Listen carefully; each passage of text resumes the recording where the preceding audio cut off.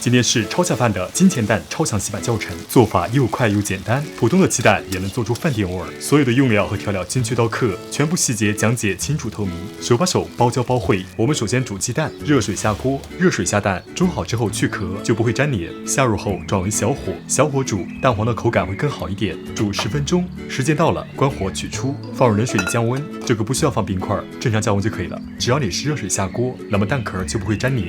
趁降温的时间，我们来切下辅料，这是青红辣椒，提供鲜辣味和搭配颜色。你可以根据自己的口味来灵活增减。都切成辣椒圈，这是8颗大蒜，蒜可以多放一点，多放一点大蒜会更好吃。给它拍一下，这样切的时候就不会滚来滚去了。然后粗浅的切碎就可以了，不用很细。辅料切好之后，鸡蛋也凉了，我们现在给它去个蛋壳，看是不是这个蛋壳很好去，一点都不会粘黏。那么现在我们把鸡蛋切割一下，用一根细绳切割就好，用刀的话也可以，但是辣呀会把蛋黄切碎，所以建议用细绳切割，如画面中一样。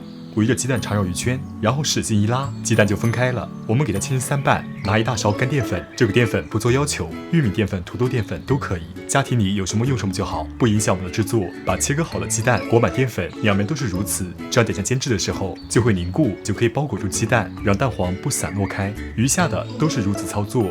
点火，开大火，加入食用油，油量比我们炒菜的油量要再稍微多一点，这个油量就是煎鸡蛋的油量。把油铺满锅底，然后继续加热，烧至冒烟，把油烧至冒烟是为了不粘锅。等油降温，如果直接加入食材，因为油温较高，那它就会崩油，所以要等待锅里降温。好了，温度降下来一些，我们重新点火，开中火，下入鸡蛋，慢慢下，不着急，保持中火，煎3分钟。一面煎至金黄后，我们需要给它翻个面，另一面同样如此，继续煎3分钟，直至两面都金黄了，这就可以了。我们给它取出，锅重新拿回来，再少补一点植物油，再加入小半勺的猪油，我推荐最好放一点，味道会更好吃，更香。油热后，我们加入蒜末，给蒜末爆香。这一步煸炒个20秒，炒香后，我们下入青红辣椒，把辣椒的香味炒出来。这一步同样炒个20秒，香味炒出来后，我们围绕锅边淋入2勺生抽酱油，用锅边的高温来烹一下酱香味。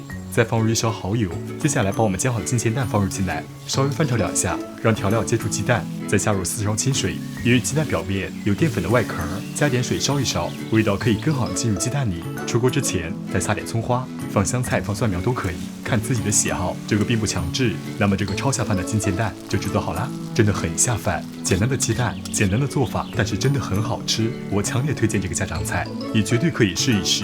那么期待你的制作，拜拜。